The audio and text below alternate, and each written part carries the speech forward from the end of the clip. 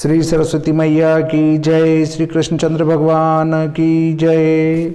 देखिए, अब हम आज दशम लग्न सारणी पर चर्चा करेंगे। दशम लग्न सारणी कैसे बनाएं।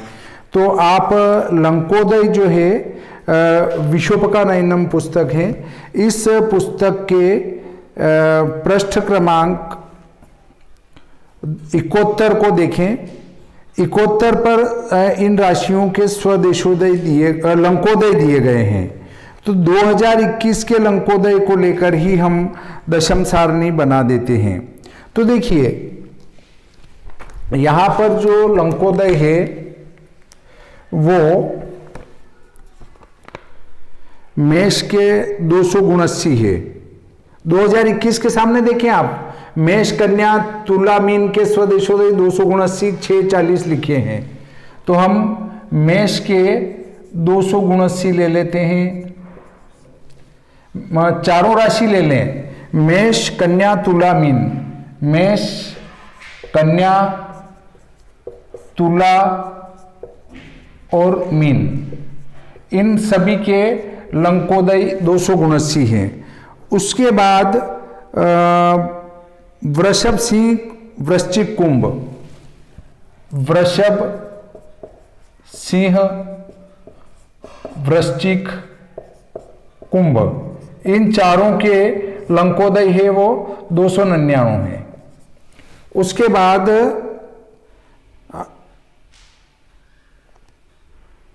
मिथुन कर्क धन मकर, हाँ पेज नंबर 71,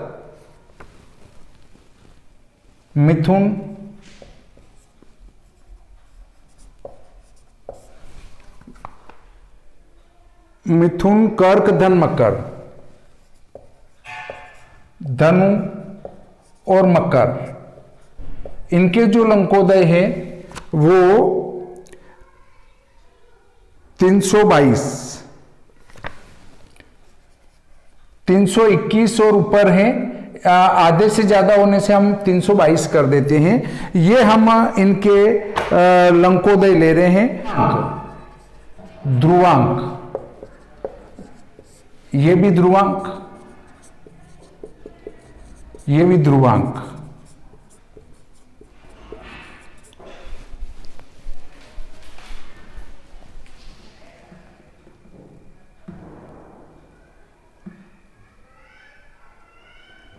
इनको ध्रुवांक कहेंगे। ये ध्रुवांक है, इन ध्रुवांकों को जोड़ना है। अब ये हमने टेबल बनाई, ये टेबल बना डाली। इसमें ये ध्रुवांक यहां 29 तक गिनती आएगी और ध्रुवांक पीछे लिखना है। मेष का ध्रुवांक है वो 0918,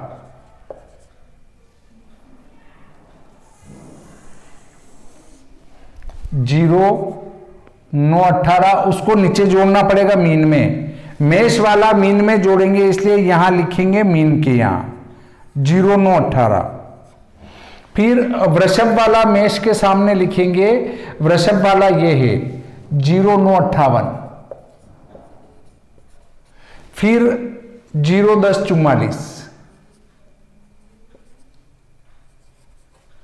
ठीक है, ये ध्रुवांक मैंने लिख डाले जो अभी निकाले थे अपनों ने, उन ध्रुवांकों को मैंने यहां लिखा है। अब देखें, ये मैं साफ कर देता हूं।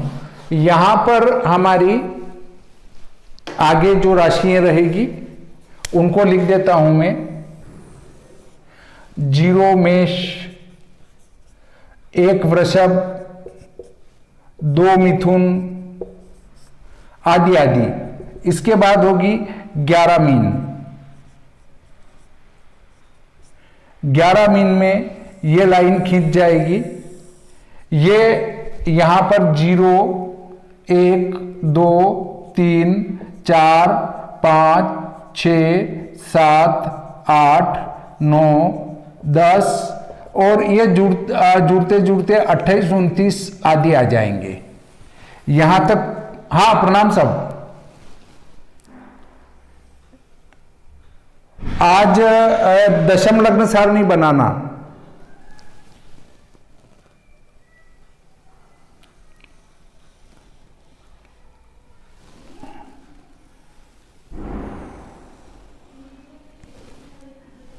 इसके पहले की गणित तो साफ कर दी, उतारने की जरूरत ही नहीं। जो पहले ध्रुवांक बनाए थे हमने उसी प्रकार से बनेंगे ध्रुवांक।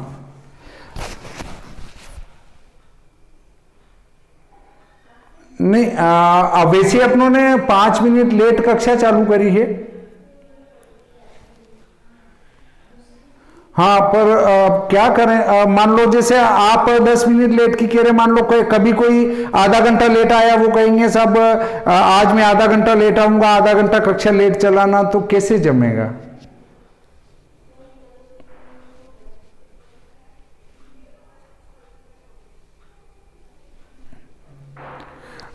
उसका पेपर तो ये अक्षय जी डालेंगे या मृदुल जी डालेंगे, इधर ये पंचांग वाले नहीं है कोई, वो डाल देना वहां से कॉपी इसकी। कुछ भी नहीं करना है। उसके बाद आपके पास टेबल बनी बनाई मैंने भेजी है, ये राशियां भी आपके पास लिखी हुई है, ये ऊपर के भी आपके पास लिखे। हाँ क्या पुस्तक में लंकोदय दिए गए हैं, वो अलग हैं। अगर आप बिल्कुल सूक्ष्म शुद्ध करना चाहते हैं तो उसको विपल प्रतिविपल भी लेके करें।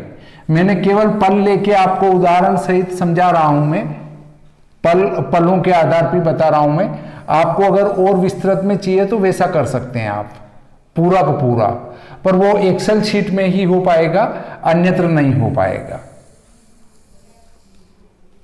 अब देखें, ये ध्रुवांक लिख दिए। अब ये लाइनें में मिला देता हूं। एक बात और बताता हूं, जैसे मैंने एक उदाहरण जन्म पत्रिका निर्माण का मैं करा रहा हूं, उसके बाद 2 उदाहरण आपको करने के लिए दे रखे हैं। वो 2 उदाहरण आपने नहीं किए। ये कोई होता है क्या 3-3, 4-4 प्रकार का सूर्योदय कहीं आता है क्या? तो फिर मैंने डबल और उदाहरण लेके कराया। फिर उनने कहा हमको समझ में नहीं आया, फिर एक बार और कराया। तो अब उसके बाद भी वो कह रहे हैं कि साहब मेरा तो लग्न ही गलत आ रहा है। तो अब उसका क्या कर सकता हूं मैं कि सबका एक एक चेक करने तो नहीं बैठ सकता कि साहब सबका एक एक चेक करूंगा, कहाँ गलती आ रही है, वो संभव नहीं है। हमने इसीलिए कहा कि आप 3 उदाहरण करें। एक हम कर रहे हैं, 2 उदाहरण आप करें। फिर भी आपको कहीं समझ में नहीं आ रहा है तो सार्वजनिक रूप से आप पूछिए, तो बता रहे हैं। पर अब आप कोई सा भी उदाहरण ले रहे हैं पुराना और उसको हल करें, तो ये कैसे संभव है कि आप आपकी जन्म पत्रिका बना रहे हैं और उसको हम हल करेंगे? ये कदापि संभव नहीं है। हम आपकी समस्या समझ रहे हैं, हम उसका समाधान करने को तैयार हैं, पर आप हमारी समस्या नहीं समझ रहे हैं। मैंने कहा आप 2 उदाहरण करें, एक मैं कर रहा हूं, 2 आप करें। आपने वो 2 उदाहरण नहीं किए तो आपकी समस्या का समाधान किस प्रकार से हो जाएगा? भाई 2 उदाहरण तो आपको मैंने दिए, वो 2 उदाहरण करना होते हैं, वो 2 उदाहरण आपने नहीं किए। फिर भी आपने कहा एक बार और समझाओ, 4-4 प्रकार के सूर्योदय नहीं होते हैं, तो मैंने सूर्योदय फिर वापस निकालना बता दिया। फिर के साहब हमको तो लग्न स्पष्ट करना नहीं आ रहा, ये तो लग्न ही गलत आ रहा है, 3-3 बार किए, तीनों लग्न गलत आए। तो फिर मैंने लग्न स्पष्ट करके फिर बताया। अब आप उसके बाद भी फिर आपके लग्न गलत आ रहा है, तो कितनी बार बताना पड़ेगा? क्या आपने वो उदाहरण किए थे? अगर वो उदाहरण आपको नहीं किए तो फिर आप पूछने का अधिकार नहीं रखते हैं, क्योंकि जो मैंने आपको उदाहरण दिए हैं, आपको वो उदाहरण तो कम से कम करना चाहिए नहीं, ताकि आप वो उदाहरण करेंगे तो आपकी समस्या का ही समाधान हो जाएगा। पर आप तो कर ही नहीं रहे हैं, तो मैं क्या कर सकता हूं? देखें, इसके बाद ये लाइनें खींच दी।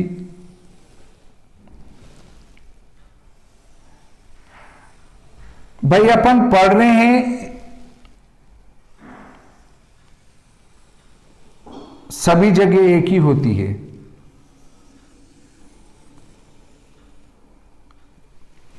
हमेशा के लिए स्थिर हो जाएगी। मैंने कहा था 24 अविनाशी सारणी बनाने के लिए यहां 0 रखा, 0 घटी, 0 पल, 0 विपल, 0, 9, 18। इसमें 30 का गुणा करो, कितने आएंगे? 0, 3 8 24, 3 एकम 3 2 5 और 9 27 270 और आगे 0। 6 निम 54, 9 आगे चले जाएंगे, 6 चौक 24 और 3 27 4, तो यहां आएंगे 4 39 0। तो पहली जोड़ हमारी देखो, सभी के पीछे क्या जोड़ आएगी, ये मेष, वृषभ, मिथुन, कर्क, सिंह, कन्या, तुला, हाँ यहाँ 9 38 0 के, यहाँ 4 39 के बाद ये जुड़ेंगे वृषभ के, वृषभ के बाद मिथुन के जुड़ेंगे, मिथुन के बाद कर्क, कर्क के बाद ऐसे लगातार जुड़ते जाएंगे। देखो इसका जो ध्रुवांक है वो 0 9 58 है, और इसका जो ध्रुवांक है वृषभ का नहीं, ये 0 9 18 है, वृषभ का है 0 9 58, मिथुन का है 0 10 44, कर्क का भी यही है, और सिंह का है 0 9 58, और कन्या का है 0 9 18, फिर 0 9 18, 0 9 58, 0 9 58 के बाद 0 10 44, 0 10 44 और 0 9 58 और 0 9 18,